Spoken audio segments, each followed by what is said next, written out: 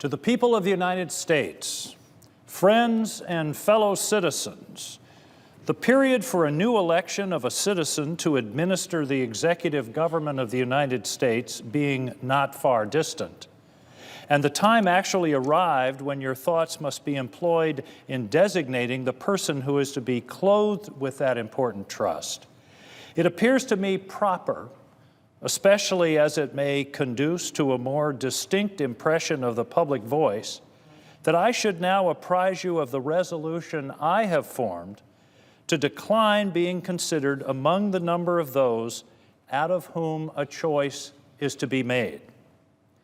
I beg you at the same time to do me the justice to be assured that this resolution has not been taken without a strict regard to all the considerations appertaining to the relation which binds a dutiful citizen to his country, and that in withdrawing the tender of service which silence in my situation might imply, I am influenced by no diminution of zeal for your future interest, no deficiency of grateful respect for your past kindness, but am supported by a full conviction that the step is compatible with both. The acceptance of and continuation hereto in the office to which your suffrages have twice called me have been a uniform sacrifice of inclination to the opinion of duty and to a deference for what appeared to be your desire. I constantly hoped that it would have been much earlier in my power, consistently with motives which I was not at liberty to disregard, to return to that retirement from which I had been reluctantly drawn. The strength of my inclination to do this, previous to the last election, had even led to the preparation of an address to declare it to you. But mature reflection on the then perplexed and critical posture of our affairs with foreign nations, and the unanimous advice of persons entitled to my confidence, impelled me to abandon the idea. I rejoice that the state of your concerns, external as well as internal, no longer renders the pursuit of inclination incompatible with a sentiment of duty or propriety, and am persuaded, whatever partiality may be retained for my services, that in the present circumstances of our country, you will not disapprove my determination to retire. The impressions with which I first undertook the arduous trust were explained on the proper occasion. In the discharge of this trust, I will only say that I have, with good intentions, contributed towards the organization and administration of the government, the best exertions of which a very fallible judgment was capable. Not unconscious in the outset of my inferiority of my qualifications, experience, and in my own eyes, perhaps still more in the eyes of others, has strengthened the motives to diffidence of myself. And every day the increasing weight of years admonishes me more and more that the shade of retirement is as necessary to me as it will be welcome.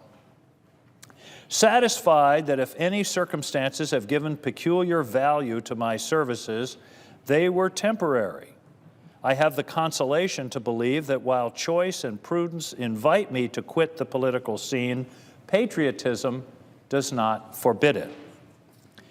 In looking forward to the moment which is to terminate the career of my political life, my feelings do not permit me to suspend the deep acknowledgement of that debt of gratitude which I owe to my beloved country.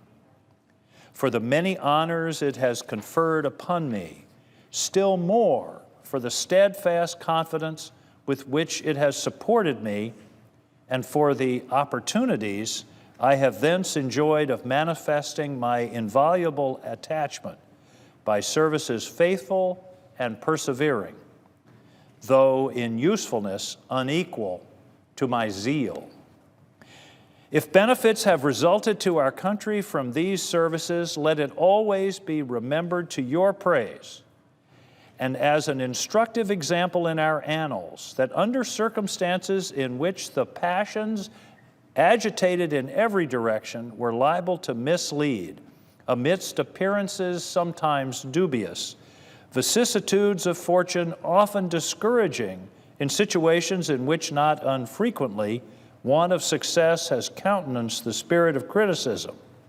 The constancy of your support was the essential prop of the efforts and a guarantee of the plans by which they were effectual.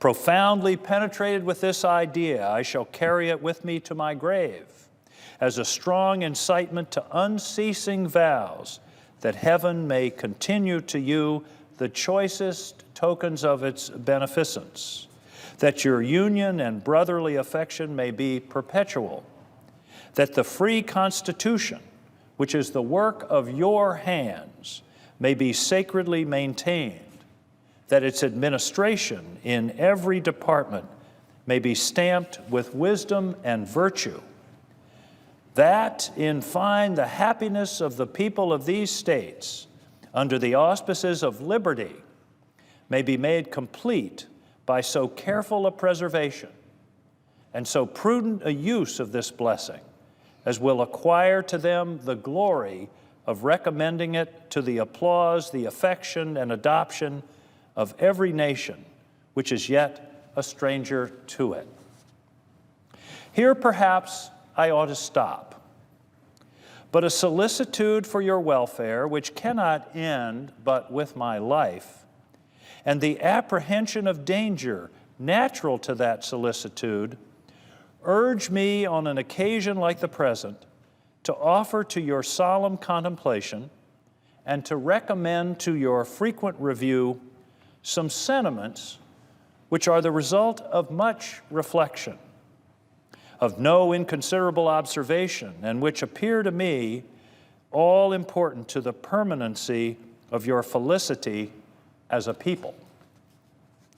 These will be offered to you with the more freedom as you can only see in them the disinterested warnings of a parting friend who can possibly have no personal motive to bias his counsel. Nor can I forget, as an encouragement to it, your indulgent reception of my sentiments on a former and not dissimilar occasion. Interwoven as is the love of liberty with every ligament of your hearts, no recommendation of mine is necessary to fortify or confirm the attachment. The unity of government which constitutes you one people is also now dear to you. It is justly so, for it is a main pillar in the edifice of your real independence, the support of your tranquility at home, your peace abroad, of your safety, of your prosperity, of that very liberty which you so highly prize. But as it is easy to foresee that from different causes and from different quarters, much pains will be taken, many artifices employed to weaken in your minds the conviction of this truth. And this is the point in your political fortress against which the batteries of internal and external enemies will most constantly and actively, though often covertly and insidiously, be directed.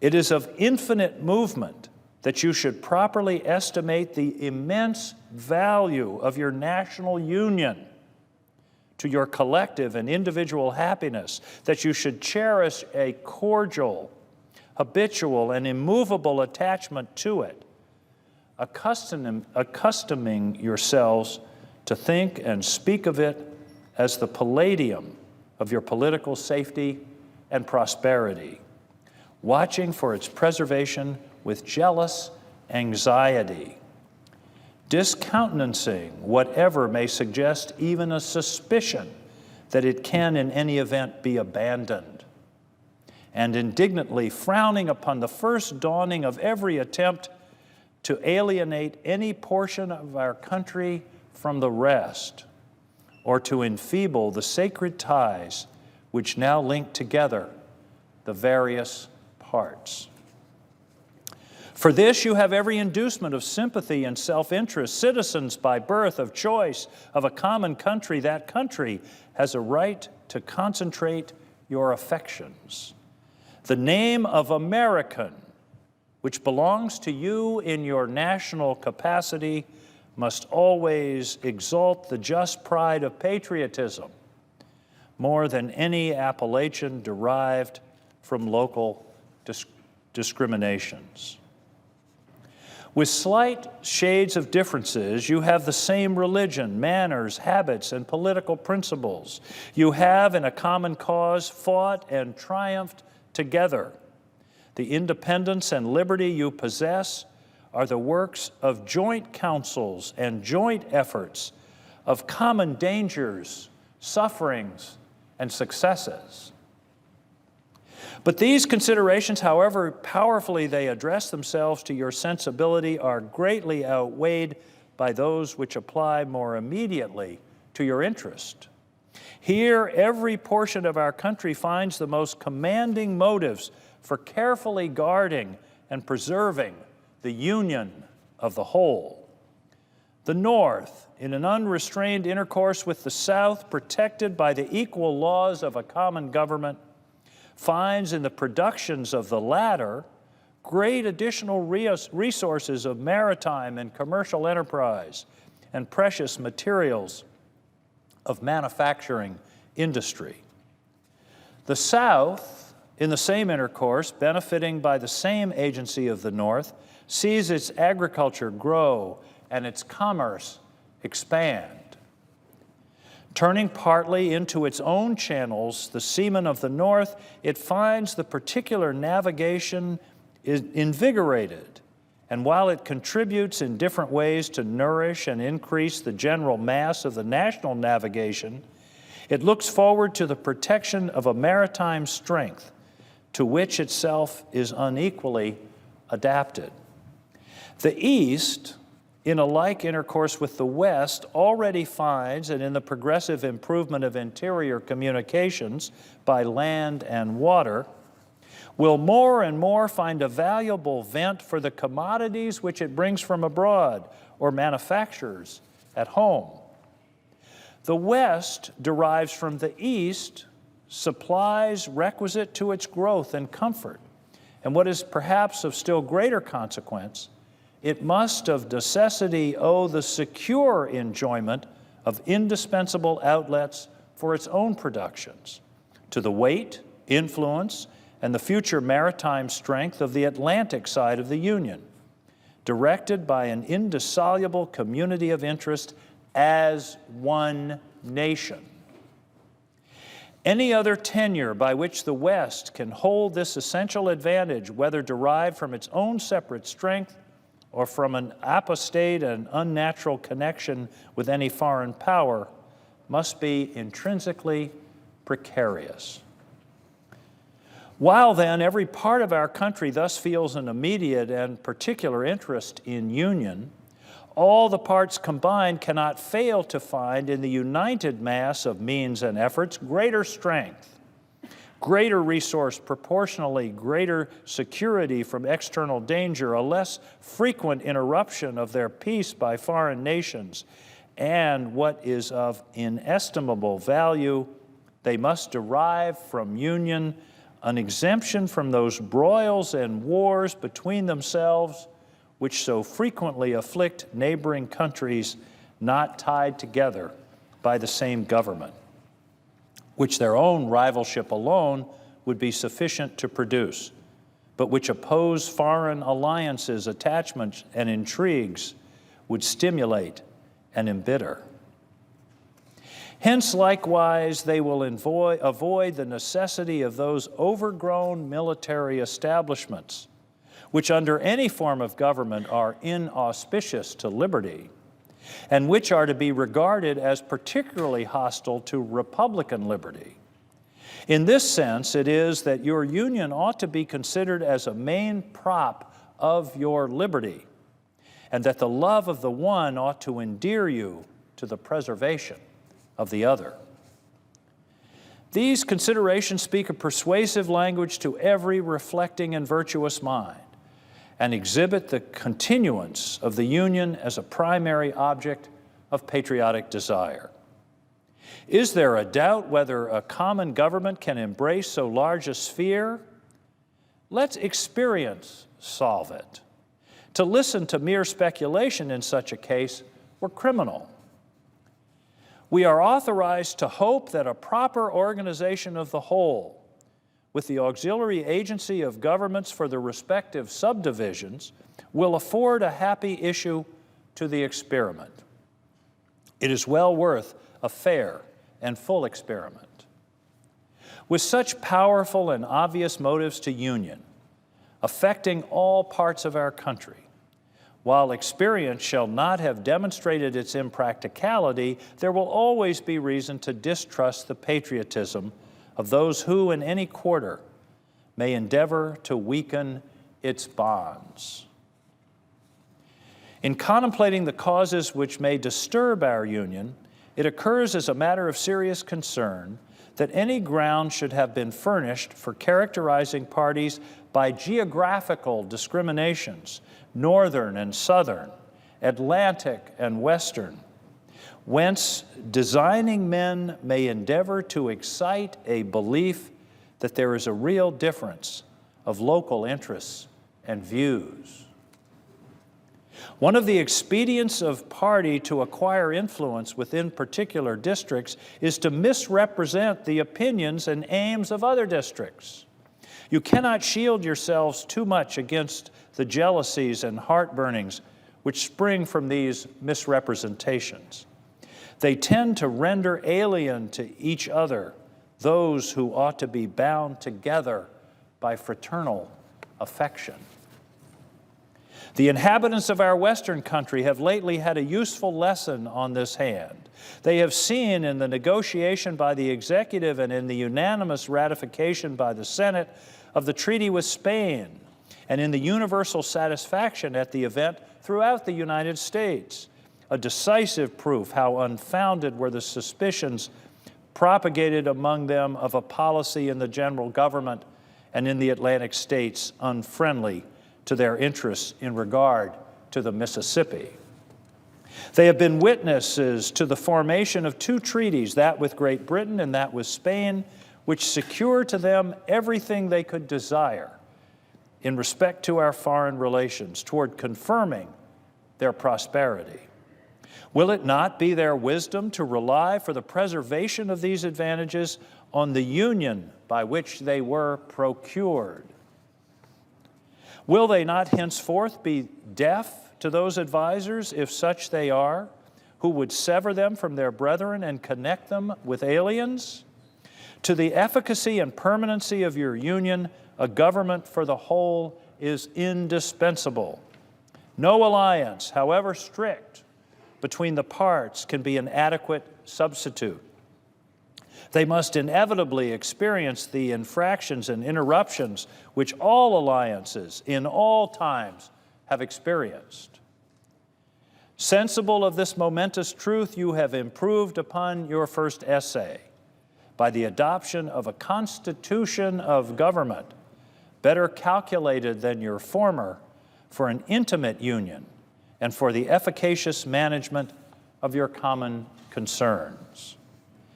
This government, the offspring of our own choice, uninfluenced and unawed, adopted upon full investigation and mature deliberation, completely free in its principles in the distributions of its powers, uniting security with energy, and containing within itself a provision for its own amendment, has a just claim to your confidence and your support.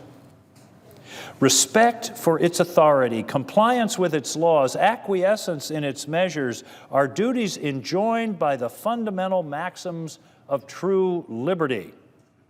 The basis of our political systems is the right of the people to make and to alter their constitutions of government. But the Constitution which at any time exists until changed by an explicit and authentic act of the whole people, is sacredly obligatory upon all. The very idea of the power and the right of the people to establish government presupposes the duty of every individual to obey the established government. All obstructions to the execution of the laws, all combinations and associations under whatever plausible character, with the real design to direct, control, counteract, or awe the regular deliberations and action of the constituted authorities, are destructive of this fundamental principle and of fatal tendency. They serve to organize faction, to give it an artificial and extraordinary force, to put in the place of the delegated will of the nation the will of party, often a small but artful and enterprising minority of the community. And according to the alternate triumphs of different parties, to make the public administration the mirror of the ill-concerted and incongruous projects of faction, rather than the organ of consistent and wholesome plans digested by common councils and modified by mutual interests. However, combinations or associations of the above description may now and then answer popular ends, they are likely in the course of things and time to become potent engines by which cunning, ambitious, and unprincipled men will be enabled to subvert the power of the people and to usurp for themselves the reign of government, destroying afterwards the very engines which have lifted them to unjust dominion. Towards the preservation of your government and the permanency of your present happy state, it is requisite not only that you steadily discountenance irregular opposition to its acknowledged authority, but also that you resist with care the spirit of innovation upon its principles, however specious the pretext.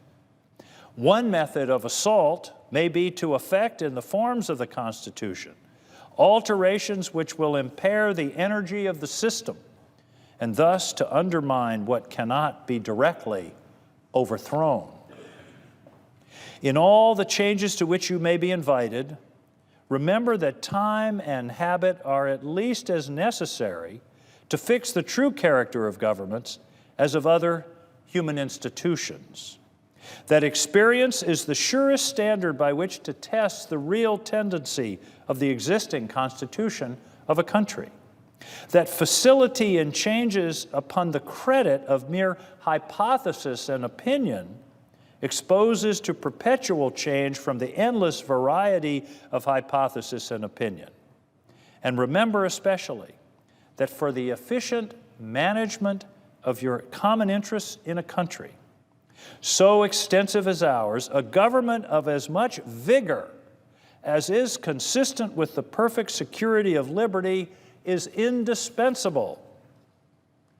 Liberty itself will find in such a government, with powers properly distributed and adjusted, its surest guardian. It is indeed little else than a name where the government is too feeble to withstand the enterprises of faction, to confine each member of the society within the limits prescribed by the law, and to maintain all in secure and tranquil enjoyment of the rights of person and property. I've already intimated to you the danger of parties in the state, with particular references to the founding of them on geographical discrimination. Let me now take a more comprehensive view and warn you in the most solemn manner against the baleful effects of the spirit of party generally. This spirit, unfortunately, is inseparable from our nature, having its root in the strongest passions of the human mind. It exists under different shapes in all governments, more or less stifled, controlled, or repressed. But in those of the popular form, it is seen in its greatest rankness and is truly their worst enemy. The alternate domination of one faction over another, sharpened by the spirit of revenge natural to party dissension, which in different ages and countries have perpetuated the most horrid enormities, is in itself a frightful despotism.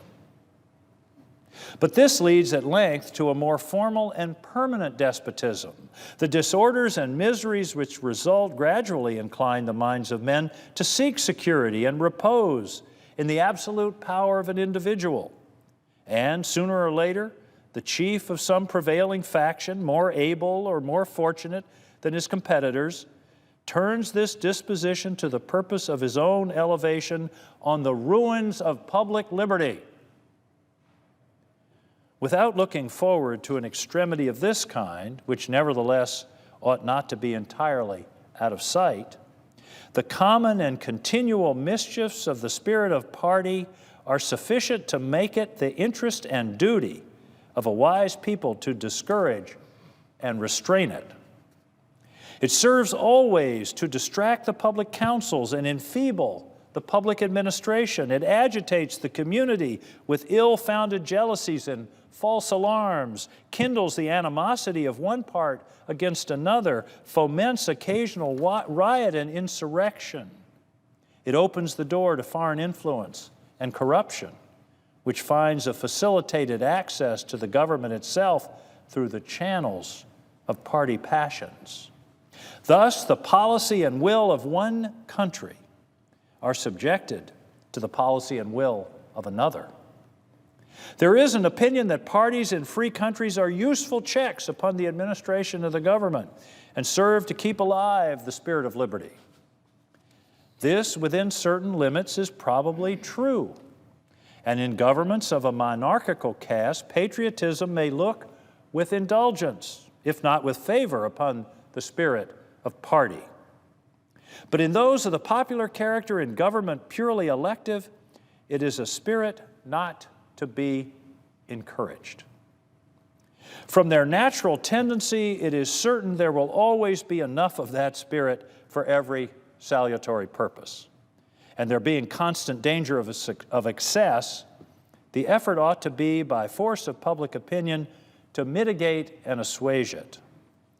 A fire not to be quenched, it demands a uniform vigilance to prevent it bursting into a flame, lest instead of a warming, it should consume.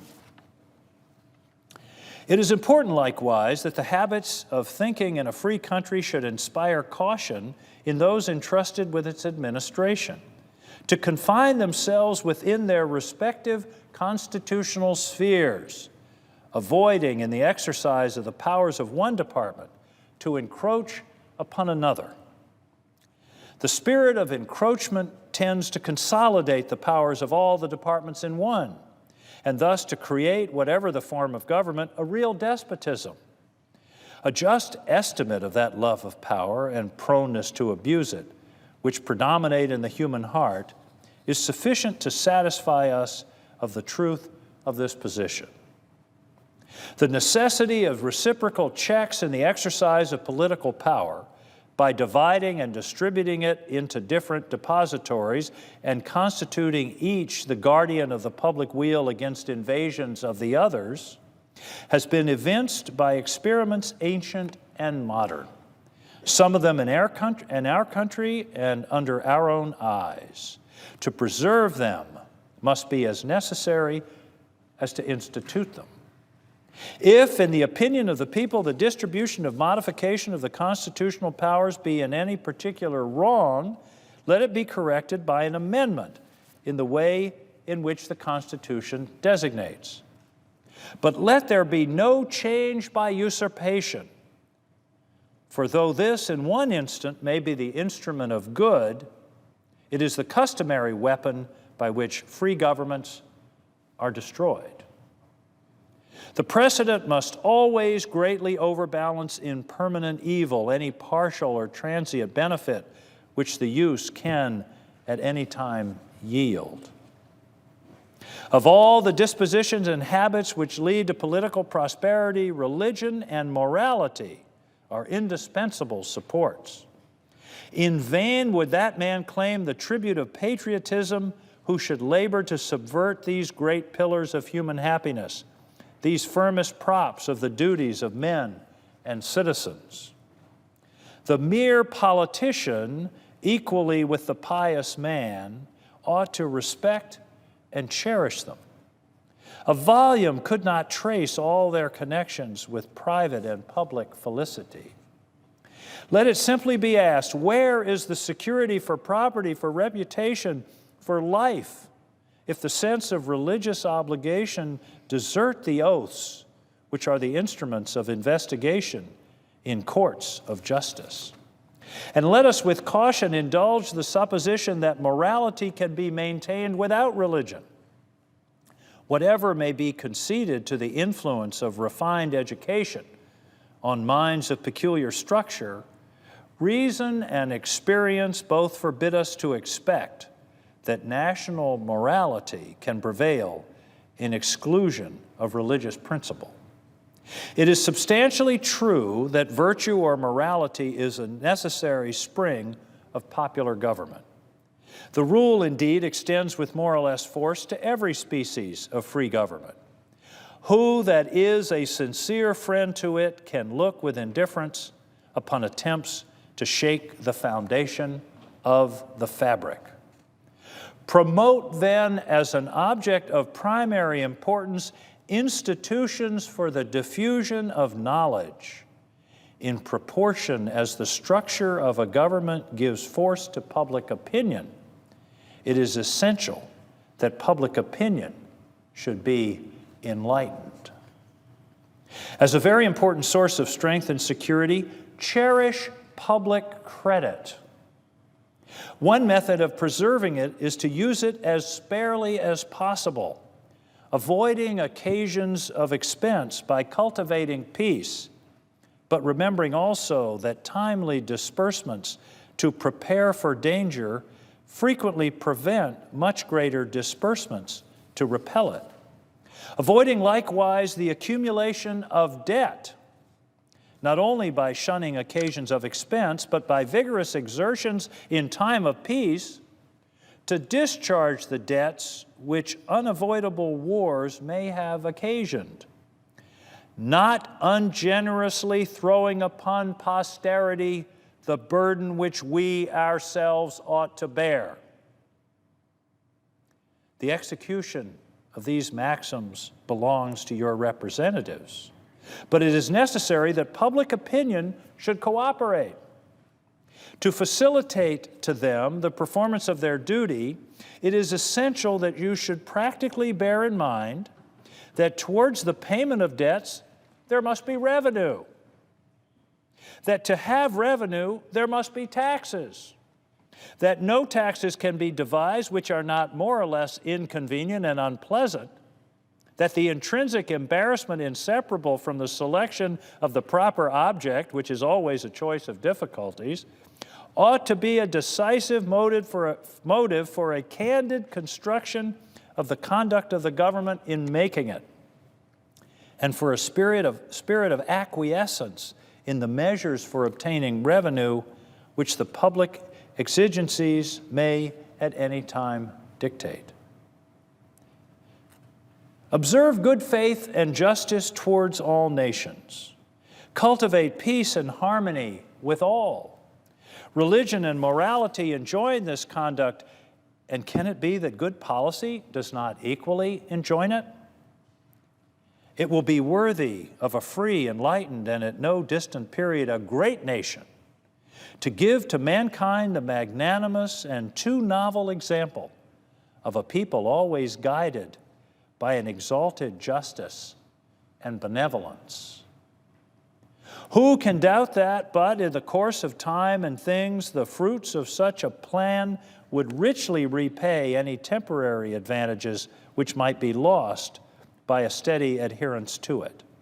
Can it be that Providence has not connected the permanent felicity of a nation with its virtue?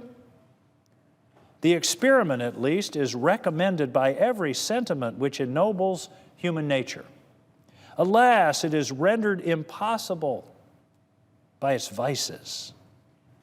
In the execution of such a plan, nothing is more essential than that permanent, inveterate antipathies against particular nations and passionate attachments for others should be excluded, and that in place of them, just and amicable feelings toward all should be cultivated.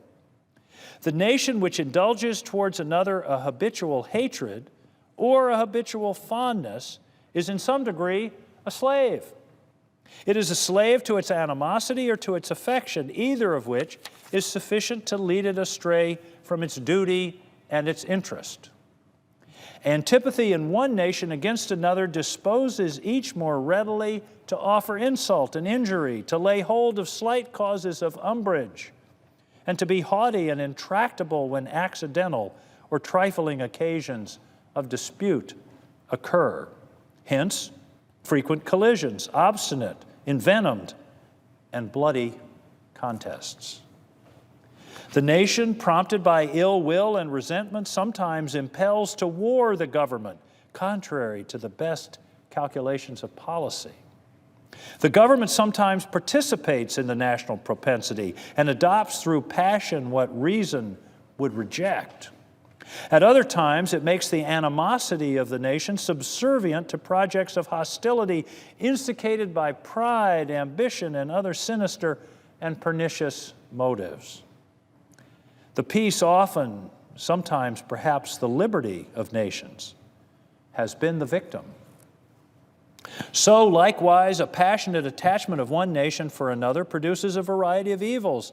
Sympathy for the favored nation, facilitating the illusion of an imaginary common interest in cases where no real common interest exists, and infusing into one the enmities of the other, betrays the former into a participation in the quarrels and wars of the latter without adequate inducements or justifications.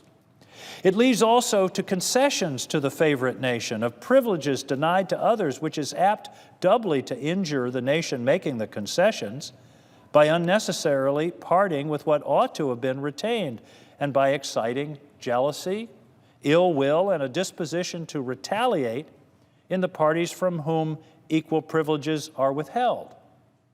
And it gives to ambitious, corrupted, or deluded citizens who devote themselves to the favorite nation facility to betray or sacrifice the interests of their own country without odium, sometimes even with popularity, gilding with the appearances of a virtuous sense of obligation, a commendable deference for public opinion, or a laudable zeal for public good, the base or foolish compliances of ambition, corruption, or infatuation. As avenues to foreign influence in innumerable ways, such attachments are particularly alarming to the truly enlightened and independent patriot. How many opportunities do they afford to tamper with domestic factions, to practice the arts of seduction, to mislead public opinion, to influence or awe the public councils. Such an attachment of a small or weak toward a great and powerful nation dooms the former to be the satellite of the latter. Against the insidious wiles of foreign influence, I conjure you to believe me, fellow citizens. The jealousy of a free people ought to be constantly awake, since history and experience prove that foreign influence is one of the most baneful forces of Republican government.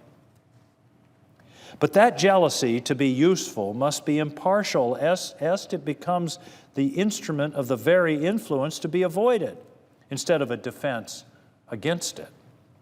Excessive partiality for one foreign nation and excessive dislike for another cause those who they see to actuate the danger only on one side, and serve to veil and even second the arts of influence on the other.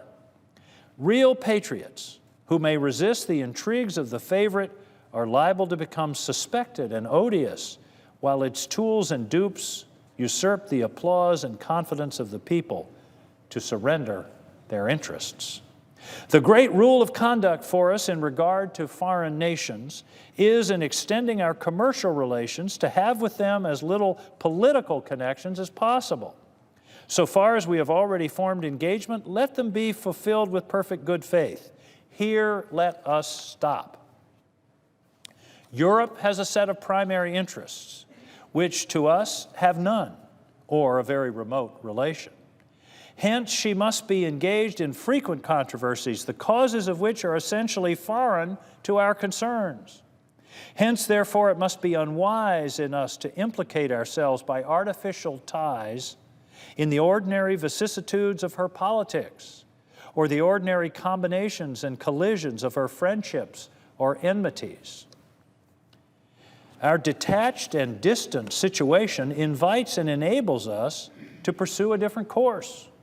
If we remain one people under an efficient government, the period is not far off when we may defy material injury from external annoyance, when we may take such an attitude as will cause the neutrality we may at any time resolve upon to be scrupulously respected, when belligerent nations, under the impossibility of making acquisitions upon us, will not lightly hazard the giving us provocation, when we may choose peace or war as our interest, guided by justice, shall counsel.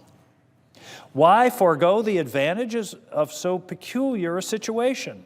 Why quit our own to stand upon foreign ground? Why, by interweaving our destiny with that any part of Europe, entangle our peace and prosperity in the toils of European ambition, rivalship, interest, humor, or caprice?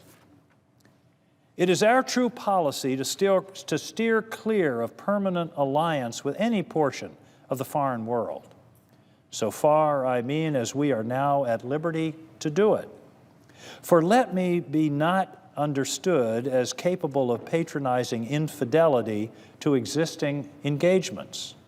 I hold the maxim no less applicable to public than private affairs, that honesty is always the best policy.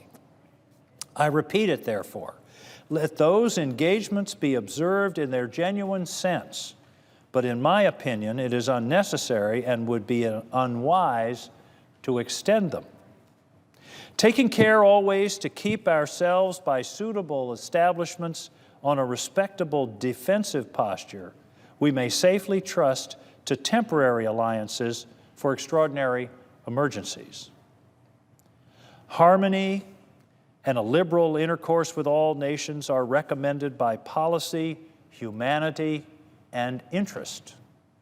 But even our commercial policy should hold an equal and impartial hand, neither seeking nor granting exclusive favors or preferences, consulting the natural course of things, diffusing and diversifying by gentle means the streams of commerce, but forcing nothing, establishing with powers so disposed in order to give trade a stable course, to define the rights of our merchants and to enable the government to support them, conventional rules of intercourse, the best that present circumstances and mutual opinion will permit, but temporary and liable to be from time to time abandoned or varied as experience and circumstances shall dictate.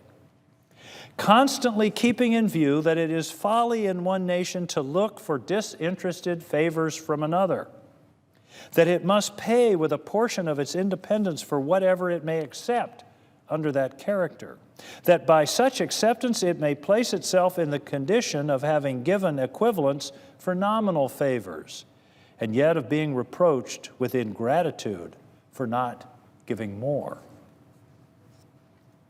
There can be no greater error than to expect or calculate upon real favors from nation to nation. It is an illusion which experience must cure, which a just pride ought to discard. In offering to you, my countrymen, these counsels of an old and affectionate friend, I dare not hope they will make the strong and lasting impression I could wish, that they will control the usual current of the passions or prevent our nation from running the course which has hitherto marked the destiny of nations. But if I may even flatter myself that they may be productive of some partial benefit, some occasional good, that they may now and then recur to moderate the fury of party spirit, to warn against the mischiefs of foreign intrigue, to guard against the impostures of pretended patriotism, this hope will be a full recompense for the solicitude for your welfare by which they have been dictated. How far in the discharge of my official duties I have been guided by the principles which have been delineated, the public records and other evidences of my conduct must witness to you and to the world. To myself, the assurance of my own conscience is that I have at least believed myself to be guided by them. In relation to the still subsisting war in Europe, my proclamation of the 22nd of April, 1793, is the index to my plan. Sanctioned by your approving voice and by that of your representatives in both houses of Congress, the spirit of that measure has continually governed me, uninfluenced by any attempts to deter or divert me from it. After deliberate examination, with the aid of the best lights I could obtain, I was well satisfied that our country, under all the circumstances of the case, had a right to take and was bound in duty and interest to take a neutral position. Having taken it, I determined as far as should be depended upon me to maintain it with moderation, perseverance, and firmness. The considerations which respect the right to hold this conduct, it is not necessary on this occasion to detail. I will only observe that according to my understanding of the matter, that right, so far as from being denied by any of the belligerent powers, has been virtually admitted by all. The duty of holding a neutral conduct may be inferred without anything more from the obligation which justice and humanity impose upon every nation. In cases in which it is free to act, to maintain inviolate the relations of peace and amity toward other nations. The inducements of interest for observing that conduct will best be referred to your own reflections and experience. With me, a predominant motive has been to endeavor to gain time to our country, to settle and mature its yet recent institutions, and to progress without interruption to that degree of strength and consistency which is necessary to give it, humanly speaking, the command of its own fortunes.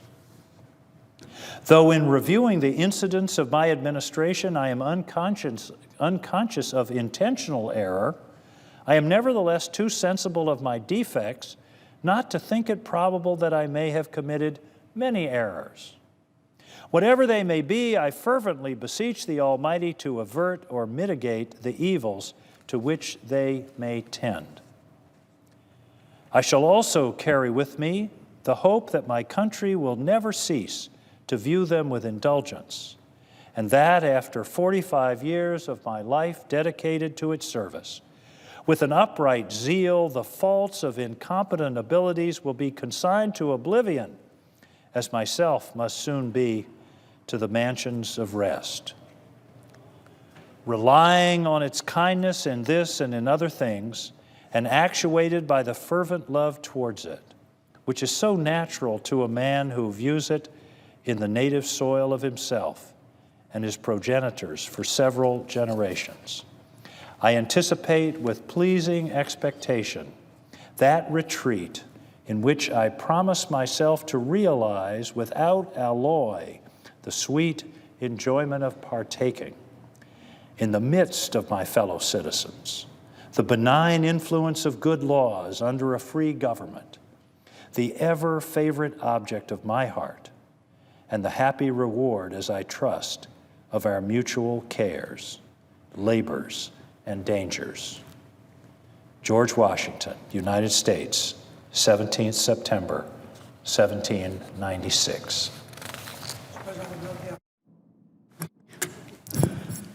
Mr. President, it was a great privilege for me a few moments ago to read George Washington's farewell address for a number of reasons. One, we learned in doing a little research on this practice, which is as the Majority Leader indicated, goes back more than 100 years. The last senator from Maine to read President Washington's farewell address was Senator Ed Muskie of Maine, who read it on this floor exactly 50 years ago.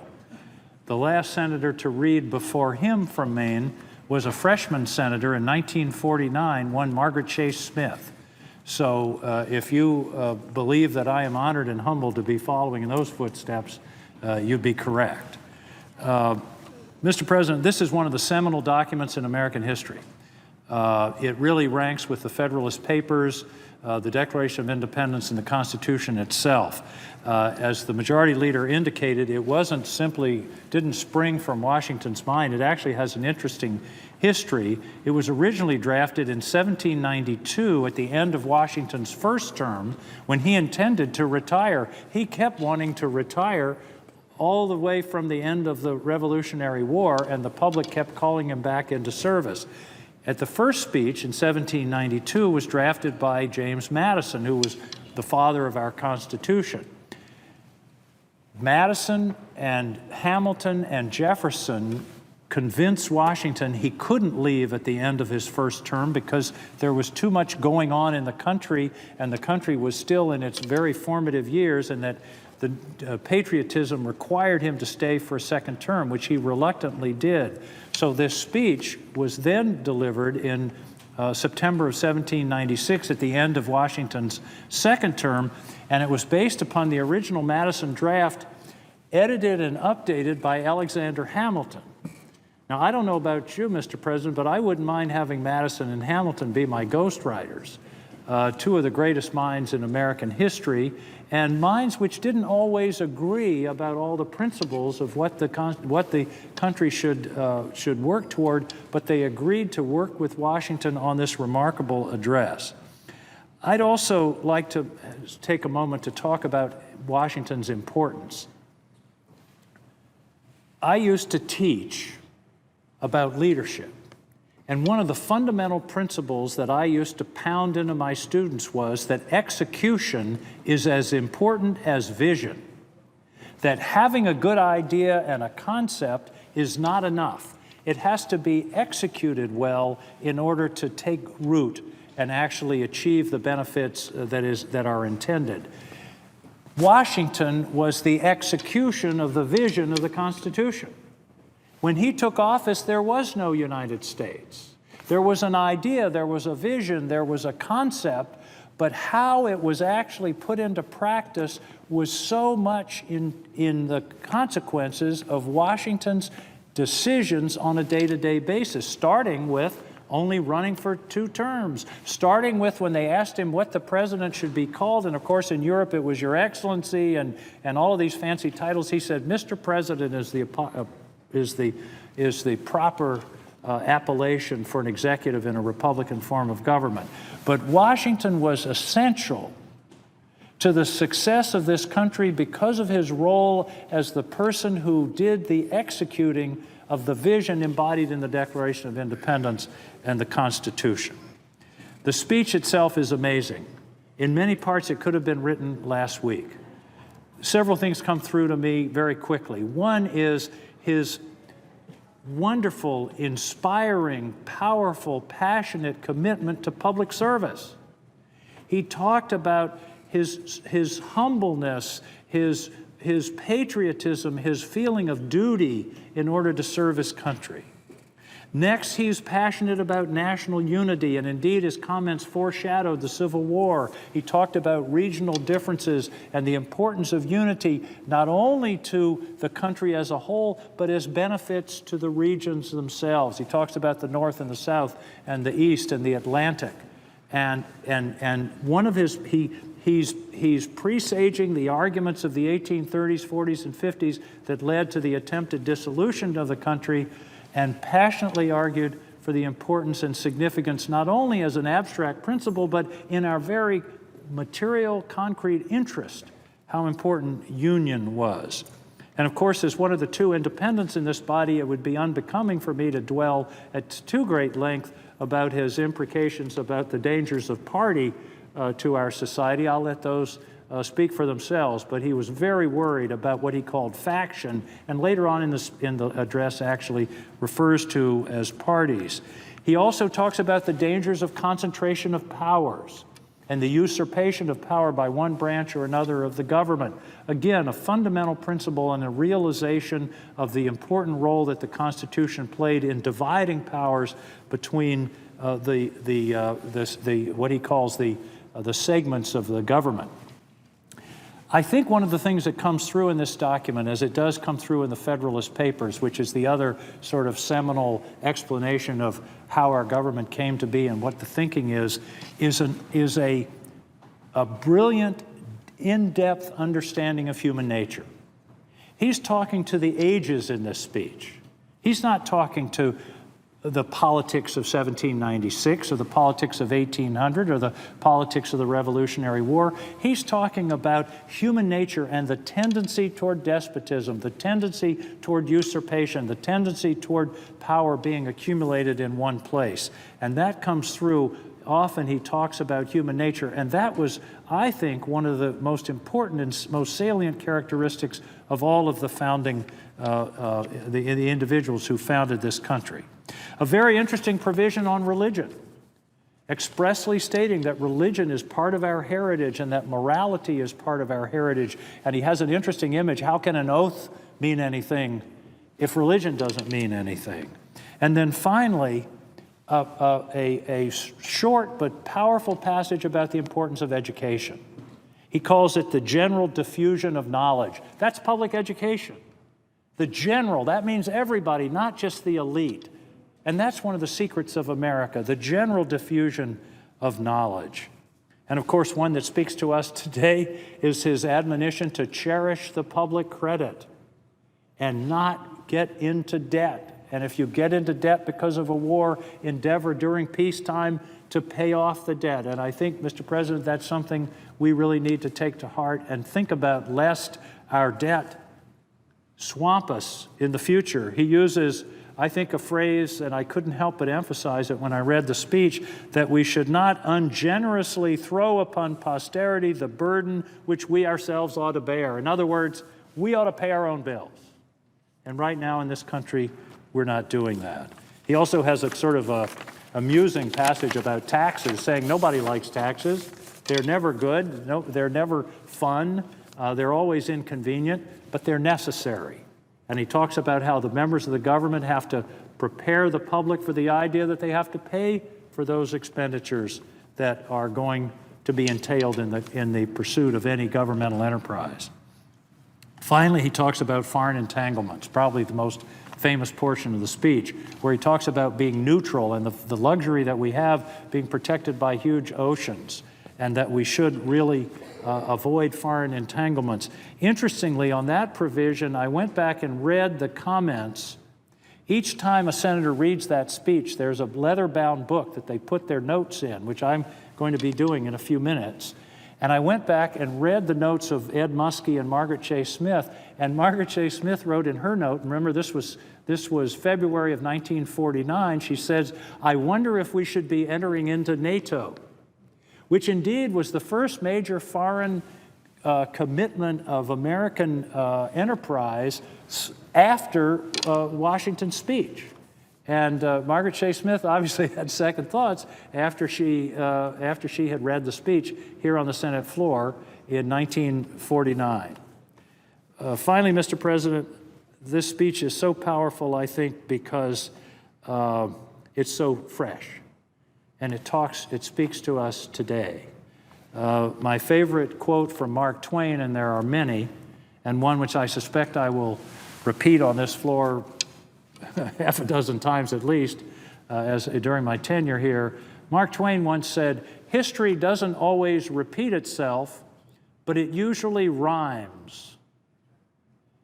History doesn't always repeat itself, but it usually rhymes. And I think in this case, the things that Washington is telling us in the fall of 1796 rhyme. They They help us to think through some and many of the issues that are confronting us here today, and the wisdom of Washington expressing it. And remember, two of the most brilliant minds of that period, Hamilton and Madison, participated in the drafting of the speech.